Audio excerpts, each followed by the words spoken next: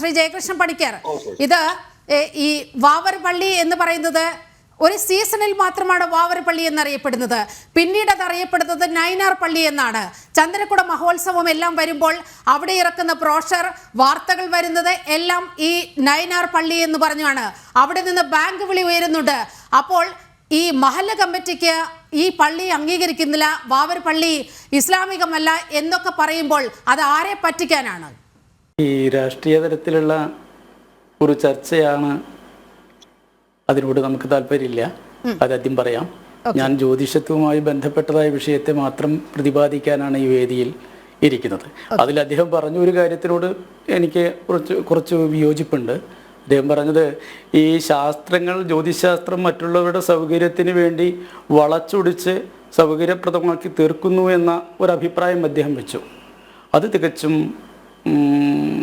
അക്ഷന്തവ്യമായ ഒരു അപരാധമായിട്ടാണ് എനിക്ക് തോന്നുന്നത്. കാരണം ശാസ്ത്രം അങ്ങനെ ഒരാൾക്ക് വേണ്ടിയോ ഒരു വ്യക്തിക്ക് വേണ്ടിയോ പറയുന്ന ഒരു വിഷയമല്ല. ശാസനാൽ ത്രായതീതി ശാസ്ത്രഃ എന്നാണ്. ആർക്ക് വേണമെങ്കിലും ആ ശാസ്ത്രം പഠിച്ചിട്ടുണ്ടെങ്കിൽ ചോദ്യം ചെയ്യാൻ അടിസ്ഥാനപരമായുള്ള ഒട്ടനവധി ഗ്രന്ഥങ്ങൾ നിരത്തിക്കൊണ്ടാണ്, ആ ശാസ്ത്ര ഗ്രന്ഥങ്ങളെ, പ്രമാണങ്ങളെ അടിസ്ഥാനപ്പെടുത്തിയിട്ടാണ് നമ്മളൊരു വിഷയം ചർച്ച ചെയ്യുന്നത്. അതുകൊണ്ട് ഈ വാവരുസ്വാമി എന്ന് പറയുന്ന ഈ സാന്നിധ്യം വാവരാണ് എന്ന് ഞങ്ങൾ, അല്ലെങ്കിൽ വാവർ ഇരിക്കുന്ന സ്ഥാനത്താണ് എന്ന് ഞങ്ങൾ പ്രതിപാദിച്ചിട്ടില്ല. അങ്ങനെ ഒരു വാവരൻ്റെ ക്ഷേത്രം അവിടെ വരുന്നത് കൊണ്ട് ഈ പള്ളിക്കോ അല്ലെങ്കിൽ ബന്ധപ്പെട്ടവർക്കോ അതിനൊരു പ്രതിഭാഗമായിട്ട് അല്ലെങ്കിൽ അതിനൊരു നിഷേധാത്മകമായിട്ട് കാണേണ്ട ആവശ്യമില്ല.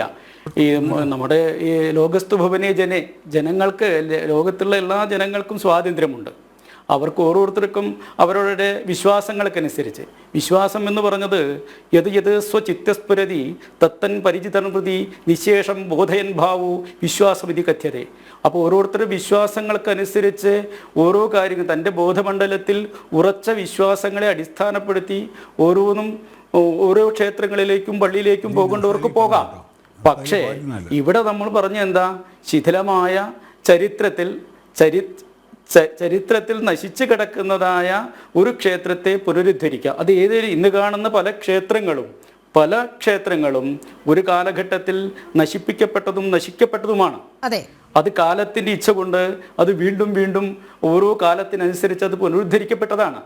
അപ്പോൾ അക്കൂട്ടത്തിൽ ഈ നശിക്കപ്പെട്ടതായ ക്ഷേത്രത്തിൻ്റെ ചരിത്രം, അതായത് അങ്ങനെ ഒരു ചരിത്രമില്ല എന്ന് വാദിക്കാൻ മാത്രം ആ സ്ഥലത്തെക്കുറിച്ചോ അതിനെക്കുറിച്ചോ കാണാത്ത വ്യക്തികൾ അതെങ്ങനെയാണ് അങ്ങനെ ഒരു സങ്കേതം അവിടെ നശിച്ചിട്ടില്ല എന്ന് പറയാം? തീർച്ചയായിട്ടും ഈ തലപ്പാറമല എന്ന സ്ഥലത്ത് പൂർണ്ണമായിട്ടും പരിശോധിച്ചു കഴിഞ്ഞാൽ നമുക്ക് ഈ വാപുരക്ഷേത്രം നശിച്ചതിൻ്റെതായ അവശിഷ്ടങ്ങൾ കാണാം. പ്രത്യേകിച്ചും അതിനുള്ള പറ്റുന്ന ഗോചരങ്ങൾ പ്രശ്നഗോചരത്തിൽ കണ്ടിട്ടാണ്. അവിടെ ഒരു ജലസ്രോതസ് ഉണ്ട്. ആ ഒരു കാലഘട്ടത്തിൽ ഈ മഹിഷി മർദ്ദനം കഴിഞ്ഞതിന് ശേഷം ഈ ഇന്ന് കാണുന്ന പ്രശ്നം വെച്ചതായ സ്ഥലത്തിൻ്റെ നേരെ കിഴക്ക് ഭാഗത്തിലൂടെ ആ കുന്നിന് ചെരുവിലൂടെ ഒരു വഴി തന്നെ പൂർവ്വകാലഘട്ടത്തിൽ ഉണ്ടായിരുന്നു എന്നത് സത്യമാണ്. ഇതൊക്കെ ചരിത്രം തന്നെയല്ലേ. അതിന് അന്നത്തെ കാലത്ത് ഈ പേട്ടതുള്ളി വരിക എന്ന് പറയുന്നത് തന്നെ മഹിഷിയെ തണ്ടിലേറ്റി വരുന്നതായ ഒരു ചരിത്രമാണ്.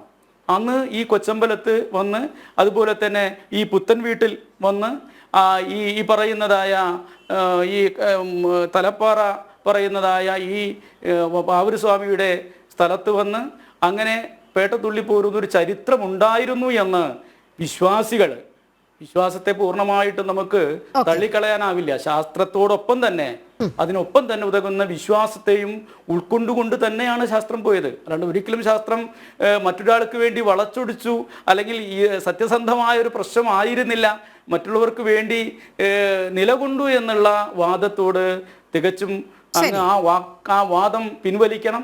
ഒരിക്കലും ശാസ്ത്രം ഒരാൾക്കും വേണ്ടി പറയുന്നതല്ല. ഈ ശാസ്ത്രത്തെ അങ്ങ് പഠിച്ചിട്ടുണ്ടെങ്കിൽ അങ്ങും ചിന്തിക്കണം. അങ്ങും ചിന്തിക്കാനുള്ള സ്വാതന്ത്ര്യമുണ്ട്. ഈ ഹൈന്ദവ സനാതന ധർമ്മങ്ങളൊക്കെ തന്നെയും ഒരാൾക്ക് മാത്രമുള്ളതല്ല, ആർക്കും പഠിച്ചു കഴിഞ്ഞാൽ ഒരു ശാസ്ത്രമല്ലേ പറയുന്നത്. അപ്പോൾ ആ ശാസ്ത്രത്തെ നിഷേധിക്കരുത്. നമ്മൾ കണ്ടതൊരു പഴയ നശിച്ചു പോയൊരു സങ്കേതം നേരെയാക്കണം. അതൊരിക്കലും പള്ളിയുടെ അകത്താണെന്നോ അത് പള്ളിയാണെന്നോ ഒരിക്കലും വാദിച്ചിട്ടില്ലല്ലോ. പിന്നെ എന്തിനാണ് അതിനെക്കുറിച്ചിട്ട് പരിഭ്രമിക്കേണ്ട ആവശ്യം?